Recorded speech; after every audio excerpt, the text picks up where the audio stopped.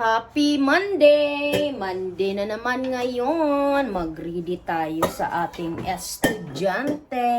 Dahil today is a school day also. So, gagawa tayo ng kanilang breakfast at i-ready yung kanilang mga water bottle. Kasi doon sila kakain ngayon sa school dahil maganda yung isi-serve ng school na meal for lunch. So, ayaw nila magbaon. Look, it's baby muffin. Hey, hi, baby.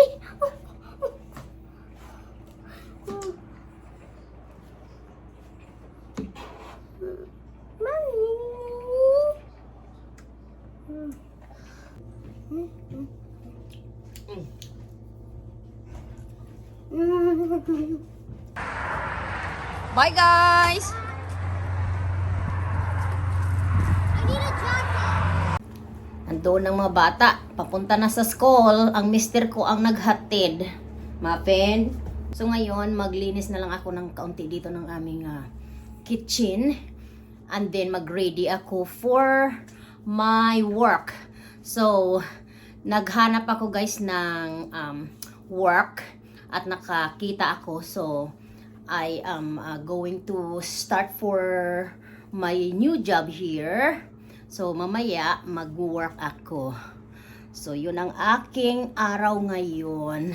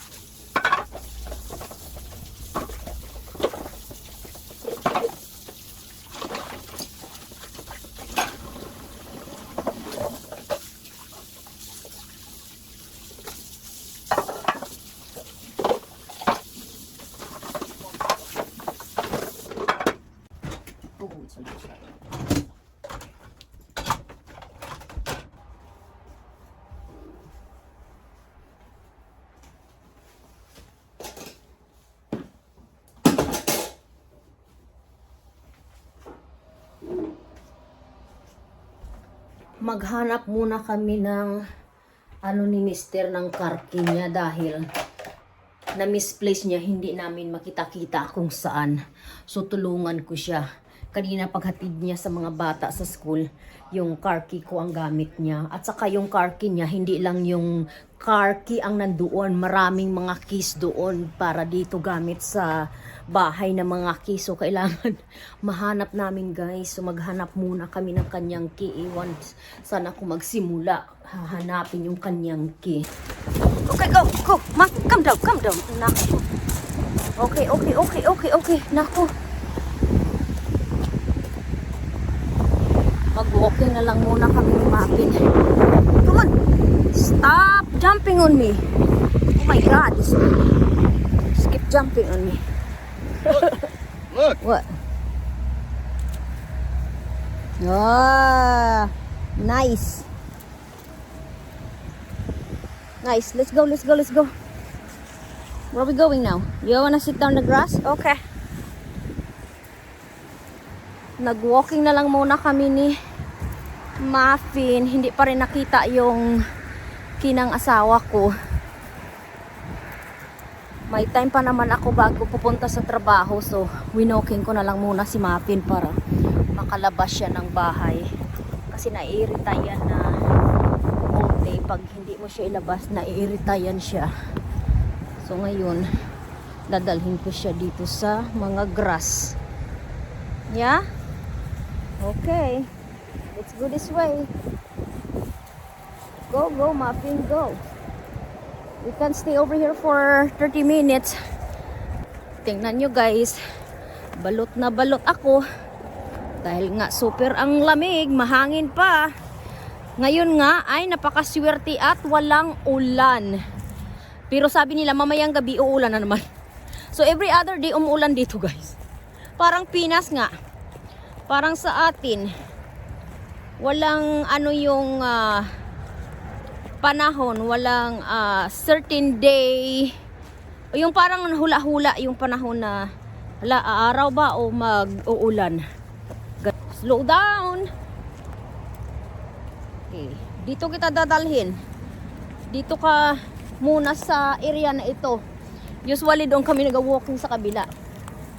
Ngayon dito ko siya nilagay sa mismo loob, sa loob ng aming area na ano, yung tinatrabahuhan, yung parang area kung saan yung mga kakahuyan.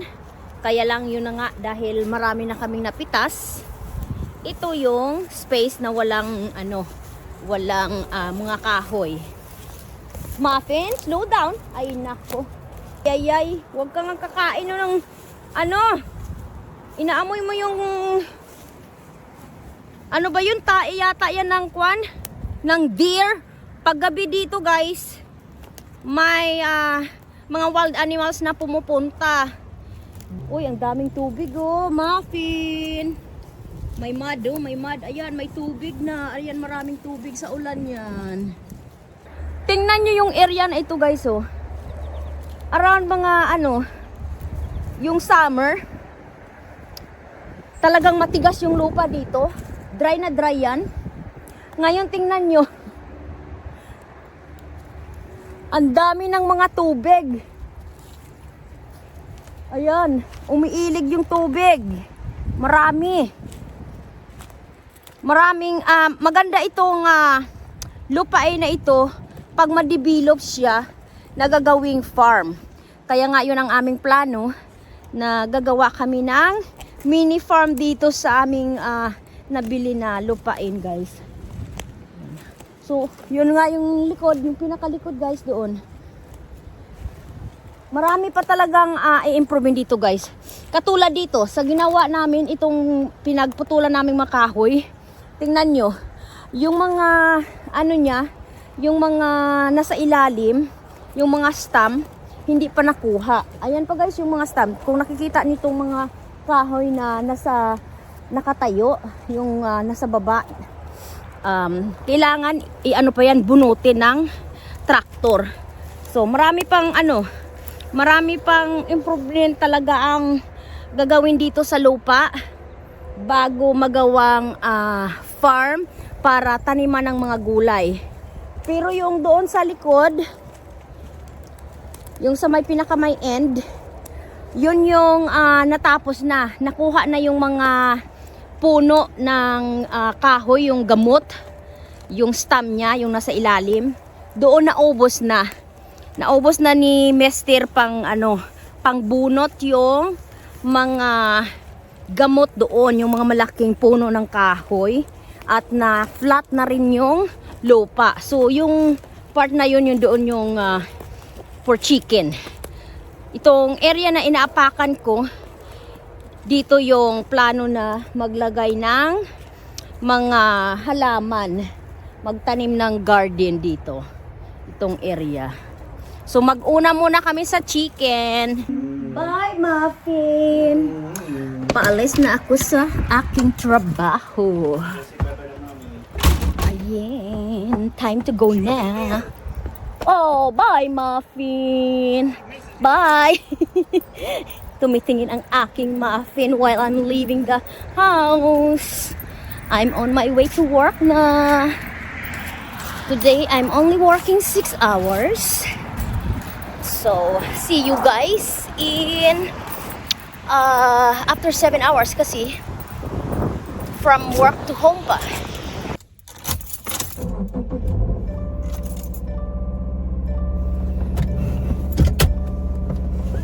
Dadaan pa ako sa gasoline station kasi low gas na ang aking service.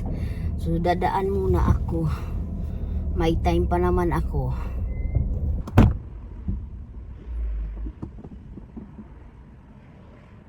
Nakarating na ako sa aking trabaho. Maya-maya pa ako papasok dahil may naiwan pa akong 10 minutes. So i-rest ko na lang muna dito kaunti sa sasakyan. So anyways guys, so the reason why kung bakit nagtrabaho ako dahil doon sa bahay hindi ako masyado busy. nung paglipat namin, since almost 6 months, pagdating namin, super busy talaga kami. And then, nag-start kami na mag-improve doon sa aming future mini farm na gusto namin gagawin.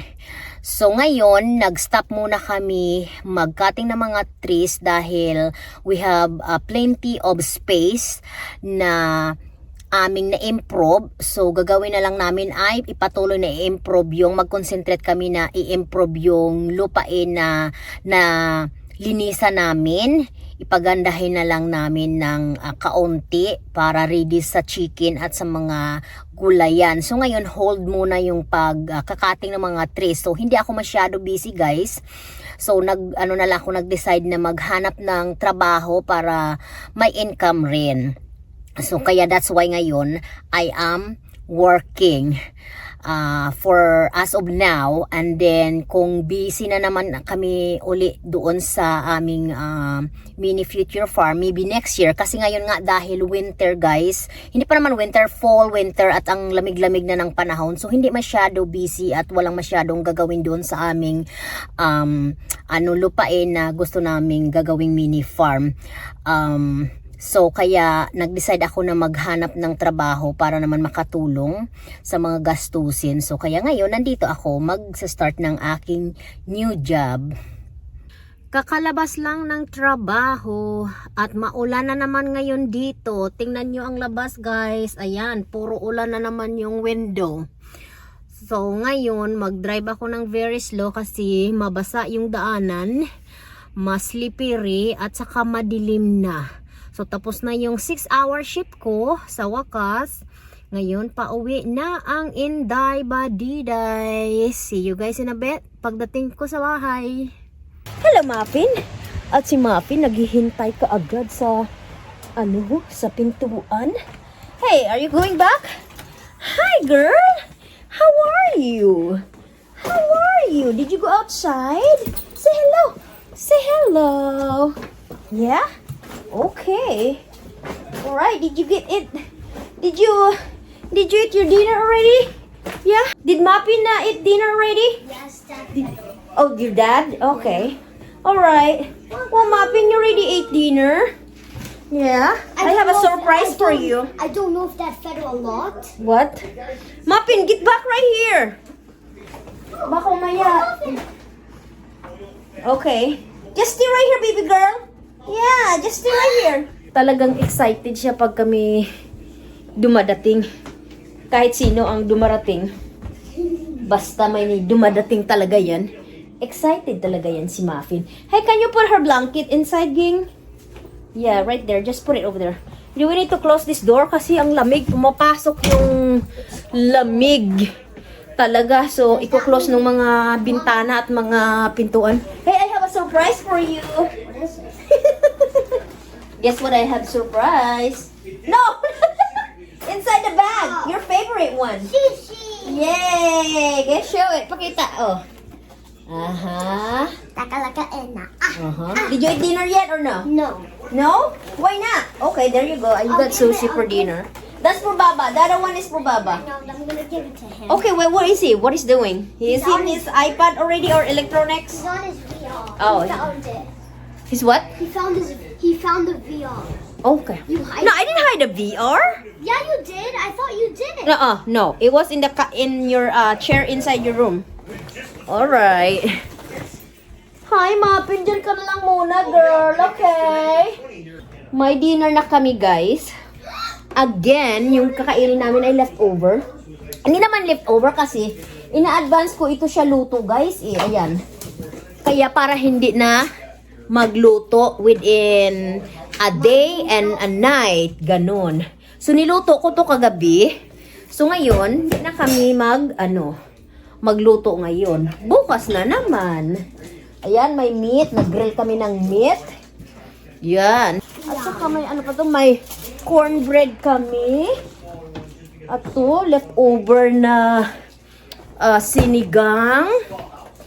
Did you guys cook rice? No. No? Well, there's some little bit right here, but I think we need to cook. Okay.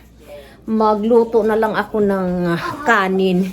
I'll just cook the white rice kasi ngayon, yung nandyan sa yung nandyan sa rice cooker, brown rice. Nauumay sila ng brown rice, kaya mag white rice naman tayo. Yun guys, so kumpleto naman yung aming ulam ngayon at aming pagkain lahat, ulam at saka kanin na lang. So, ngayon ang oras ay 6:44 PM, ayan. So 6:44 PM palang guys, pero sa tingin mo na talaga parang 8 PM or 9 PM kasi napakadilim na sa labas. Ganito guys pag mag-change yung season dito at yung yung time saver nag-iiba, kaya yung oras na early pa lang. Kala mo late na. So anyways, dito na muna ako mag-end sa aking vlogs para sa inyo guys. Thank you for watching and please don't forget to subscribe and like. See you in our next video. Bye-bye!